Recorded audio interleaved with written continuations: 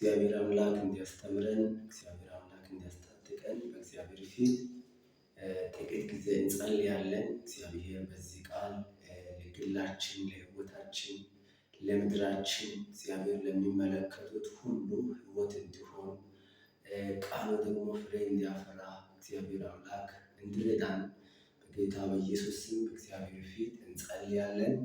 ከኔ ጋር የሆናችሁ ሁላችሁ አንድ ላይ ይህንን ጸሎት ከኔ ጋር ጸልዩ። እግዚአብሔር አምላክ ሆይ አንተ የዘላለም አምላክ የፍጥረታት ሁሉ ጌታ ነህና በጌታ በኢየሱስ ስም በዚህ ሰዓት በዚህ ጊዜ በዚህ ቃል ለትውልዱ ለሕዝቡ እንድትናገር ዘንድ በኢየሱስ ስም ጸልያለሁ። እግዚአብሔር አምላክ ሆይ በብዙ ሁኔታ ላይ ያሉ ሁሉ በዚህ ቃል እንዲፈቱ እግዚአብሔር አምላክ ሆይ ለብዙዎች ነፃነት እንዲሆኑ በኢየሱስ ስም ጸልያለሁ። እግዚአብሔር ሆይ ይህንን ጸሎት ለሚሰሙ ለሚያዩ ሁሉ ፈውስ ይሁንላቸው። እግዚአብሔር አምላክ ሆይ መፈታት ያለባቸው ሁሉ ይፈቱ። ጥያቄ ውስጥ ያሉ ሁሉ በጌታ በኢየሱስ ስም ከጥያቄያቸው ነፃ ይወጡ። እግዚአብሔር አምላክ ሆይ መለኮታዊ ጣልቃ ገብነት በሕይወታቸው ላይ በተለያየ አካባቢ ላሉት እንዲሆን ጸልያለሁ። እኔንም ባሪያህን እርዳ። በዚህ ቃል አንተ ተናገር። ሰማይ ክፍት ይሁን በናዝሬቱ በኢየሱስ ስም አሜን እንላለን። የእግዚአብሔርን ቃል ከአንድ ስፍራ አነባለሁ። ሁላችሁም ከኔ ጋር ከሆናችሁ እግዚአብሔር በቃሉ ይናገራል፣ በድምፁ ይናገራልና ሁላችሁም ማቴዎስ ወንጌል ምዕራፍ 21 ካወጣችሁ በዚህ ክፍል እግዚአብሔር ያስቀመጠ አንድ ትልቅ መልእክት አለና መልእክቱን አብረን እናያለን። ክብር ለኢየሱስ ይሁን። ብዙ ሰዎች ይህንን ትምህርት ለመስማት በጣም ተዘጋጅቶ እንዳሉ አያለው እና ይሄ ሕይወት ለዋጭ የሆነ ትርጉም ያለ ለብዙዎቹ መልስ የሚሆን እንደሆነ አምናለሁ። ክብር ለኢየሱስ ይሁን። ከ21 ጀምሮ ያለው በጌታ በኢየሱስ ስም አነባለሁ። ወደ ኢየሩሳሌምም ቀርበው ወደ ደብረ ዘይት ወደ ቤተፋጌ ሲደርሱ ያን ጊዜ ኢየሱስ ደቀ መዛሙርቱ ሁለት ላከ፣ እንዲህም አላቸው፣ በፊታችሁ ወዳለችው መንደር ሂዱ። በዚያን ጊዜም የታሰረችን አህያ ውርንጫም ከእርሷ ጋር ታገኛላችሁ፣ ፈትታችሁም አምጡልኝ። ማንም አንዳች ብላችሁ ለጌታ ያስፈልጉታል በሉ፣ ወዲያውም ይሰጣችኋል። ለጽዮን ልጅ እነሆ ንጉሥሽ የዋህ ሆኖ በአህያይቱም ግልገል በውርንጫይቱ ላይ ተቀምጦ ወደ አንቺ ይመጣል በሏት ተብሎ በነቢዩ የተነገረው ይፈጸም ዘንድ ይህ ሆነ። ደቀ መዛሙርቱም ሄደው ኢየሱስ እንዳዘዛቸው አደረጉ። አህያይቱንና ውርንጫይቱንም አመጡለት፣ ልብሳቸውንም በእነርሱ ላይ ጫኑ፣ ተቀመጠባቸው። ከሕዝቡም እጅግ ብዙዎቹ ልብሳቸውን በመንገድ ላይ አነጠፉ። ሌሎቹ ከዛፍ ጫፉን እየቆረጡ በመንገድ ላይ ያነጥፉ ነበር። የሚቀድሙትም ሕዝብ የሚከተሉትም ሆሳዕና ለዳዊት ልጅ በጌታ ስም የሚመጣ የተባረከ ነው፣ ሆሳዕና በአርያም እያሉ ይጮሁ ነበር። ወደ ኢየሩሳሌምም በገባ ጊዜ መላው ከተማ ይህ ማን ነው ብሎ ተናወጠ። ሕዝቡም ይህ ከገሊላ ናዝሬት የመጣ ነቢዩ ኢየሱስ ነው አሉ። በዚህ ቦታ ላይ እናበቃለን። ክብር ለኢየሱስ ይሁን። በዚህ ክፍል ላይ በጣም የሚገርም እግዚአብሔርን ቃል ክፍል እናገኛለን። ክብር ለኢየሱስ ይሁን። በዚህ ቦታ ላይ እንግዲህ ለትምህርታችን እንዲሆን እኔ ያዘጋጀሁት በልቤ እግዚአብሔር መንፈስ ያፈሰሰ ቃል አለና ምንድን ነው? እንደ ርዕስ የመልእክትን ርዕስ የምትይዙ ሁላችሁ ስለመፈታት ነው የሚናገረው እና ስለመፈታት ሁላችሁም ከምን ሰው ይፈታል? እዚህ ቦታ ላይ ማን ነው የተፈታው? በምን አይነት መንገድ ይፈታል የምለው ሁላችን ትኩረት ወይም አጽንኦት ሰጥተን የምናየው ይሆናል። ክብር ለኢየሱስ ይሁን። በዚህ ቦታ ላይ የተፈታው ማን ነው? በእርግጥ በምሳሌነት የተወሰደ ክፍል ነውና ሁላችንም ልንረዳው ይገባናል። የፊታችን የተፈታችው አህያይቱና ናት። የምንማረው ኢየሱስ ክርስቶስ የታሰሩትን ሁሉን የመፍታት ስልጣን እንዳለውና ይህ ስልጣን ለደቀ መዛሙርቱም እንደተሰጣቸው የሚያሳይ ክፍል ነው። ኢየሱስ የሰው ልጆችን ሁሉን የመፍታት ስልጣን እንዳለው ይህንን ስልጣን ደግሞ አብሮት ላሉ ለደቀ መዛሙርቱ ሁሉ እንደሰጣቸው የሚያሳይ ክፍል ነው። ክብር ለኢየሱስ ይሁን። ሃሌሉያ። እንግዲህ ይህንን ካለን በጥያቄ ሊጀምር ነው። በደመናና በንፋስ ክንፍ የሚበረው ጌታ በአህያ ላይ መቀመጥ ለምን አስፈለገው? እሱ ኃያል ነው። እሱ ጀግና ነው። እሱ ብርቱ ነው። እሱ በደመናት ላይ የሚሄድ ነው። ነገር ግን በእንስሳ ላይ በአህያ ላይ መቀመጥ ለምን አስፈለገ? ለምን በውርንጫይቱ ላይ ተቀምጦ መምጣት አስፈለገ?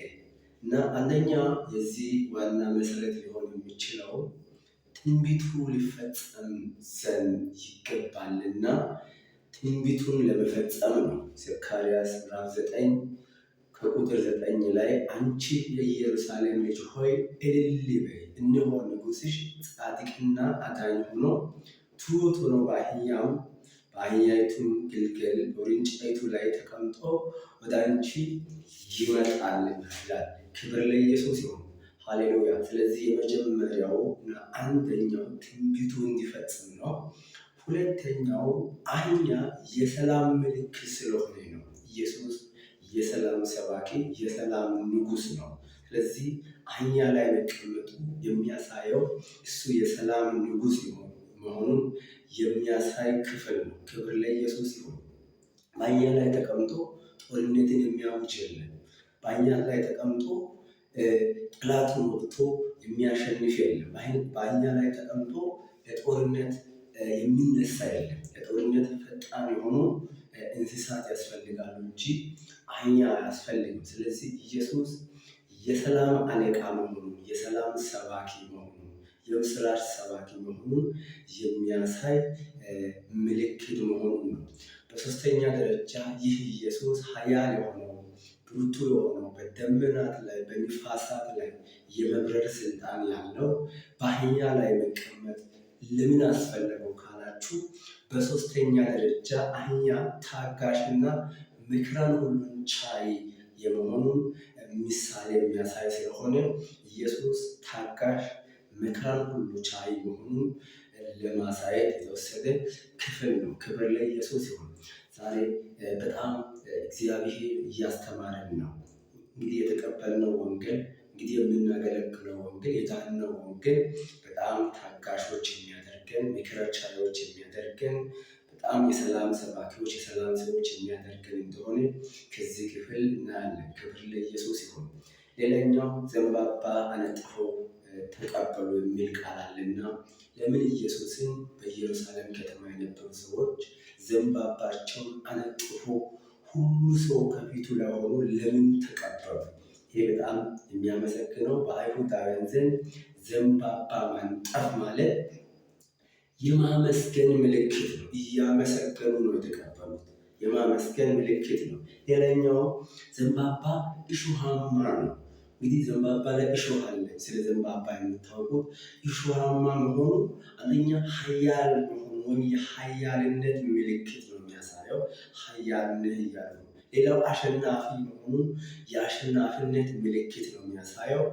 አሸናፊ መሆኑና ኃያል መሆኑን እያወጡ ተቀብሏል ማለት ነው። ክብር ለኢየሱስ ነው። ስለዚህ ኃያል ነህ ወይም አሸናፊ ነህ እያሉ ዘንባባውን ይዞ እያመሰገኑ ኢየሱስን በኢየሩሳሌም ከተማ ሕዝቡ ተቀብሏል። ክብር ለኢየሱስ ነው። አምላካችን ብርቱ ነው፣ ኃያል ነው፣ አሸናፊ ነው። ክብር ለኢየሱስ ይሁን። ሃሌሉያ። እና በጣም የሚገርም ነገር ልነግራችሁ ፈልጋለሁ። እስራኤላውያን ደስ ሲላቸው ዘንባባ ይዘው የመዘመር ባህል አላቸው። ደስ ሲላቸው ዘንባባ ይዘው እየዘመሩ እየቀወጡ እልልታ ወይታ እያደረጉ የመደሰት የማመስገን የመዘመር ባህል ስላላቸው ኢየሱስን በዚህ መልክ ተቀብሏል ማለት ነው። ክብር ለኢየሱስ ይሁን። እንግዲህ ስለ አህያይቱ ትንሽ ነገር ማለት ፈልጋል። አህያን ኢየሱስ የመረጠበት አህያ አንደኛ የሰላም ምልክት ነው። አህያ ሰላም ናት። ሁለተኛ የትህትና ምልክት ነው። ማቴዎስ ወንጌል ምዕራፍ 21 ላይ የምንማረው ከቁጥር 1 ጀምሮ የትህትና ምልክትም መሆኑን ነው አህያ ላይ መቀመጡ የሚያሳየው። ሌላው የትንቢቱ ፍጻሜ መሆኑን ትንቢተ ዘካርያስ ምዕራፍ 9 ከቁጥር 9 ጀምሮ ያለው ክፍል አይተናል። ክብር ለኢየሱስ ይሁን እና መፈታቱ ወይም ፈታችሁ አምጡት ብሎ ኢየሱስ የተናገረበት ክፍል በዚሁ ቦታ እናገኛለን። መፈታት የምለው እንደ ርዕስ እንደ ታይትል አድርገን የወሰድኩት ከመፈታቱ ጋር የተገናኘ ነው።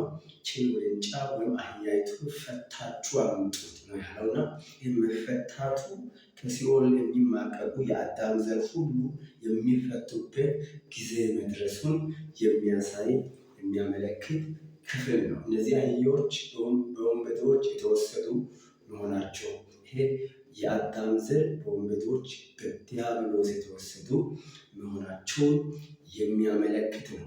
ሌላኛው በሶስተኛ ደረጃ በመንደር ታስረው ነበሩ። ይህ መንደር የተባለው ሲኦልን ይወክላል።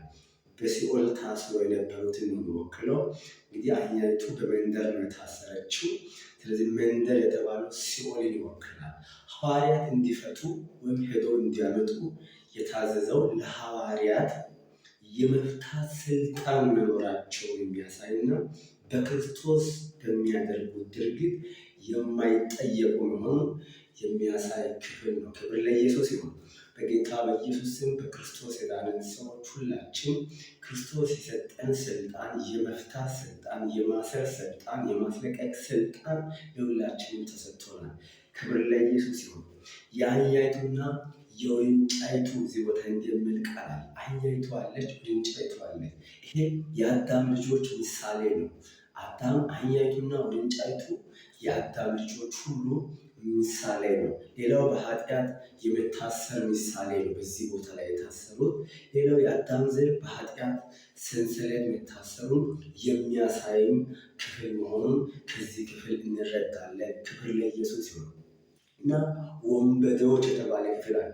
እነዚህ ወንበዴዎች ይህ የጥንቱ ጠላታችን የሐሰት አባት የሆኑ ዲያብሎስ ነው። ሕዝቡን አስሮ በጥልቅ ያስቀመጠው ኢየሱስ መጥቶ ከታሰሩበት ዲያብሎስ ካስቀመጠበት ፈቶ ሕዝቡን ዋጅቶ ለአምላኩ ለእግዚአብሔር መንግሥት ማምጣቱን የሚያሳይ ክፍል ነው። ስለዚህ የኢየሱስ ክርስቶስ የማዳን ጊዜ መቃረቡን የሚያሳይ የእግዚአብሔር ቃል ክፍል መሆኑን በዚህ እንረዳለን ማለት ነው። ኢየሱስ ክርስቶስ ያድናል።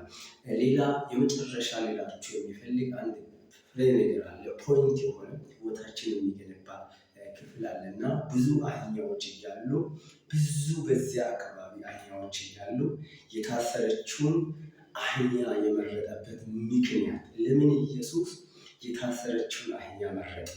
ለምን ኢየሱስ ብዙ አህያዎች እያሉ ለምን እሷን ታስራ ያለችውን መረጠ የሚለው የሁላችን ጥያቄ ይመስለኛል። አሁን ማንም ሰው ራሱን ሊጠይቅ ወይ ከዚህ ክፍል ጥያቄ ሊያነሳ የሚገባ ቦታ ይመስለኛል። ስለዚህ አንደኛ በጣም የሚገርመኝ በሲኦል ያሉት ነፍሳት ከኃጢአት እስራት የሚፈቱበት ጊዜ መድረሱን የሚያመለክት ነው ያችን አህያ መምረጡ አንደኛ። ሁለተኛ እነዚህ አህያዎች በወንበዴዎች የተወሰዱ ነበሩ።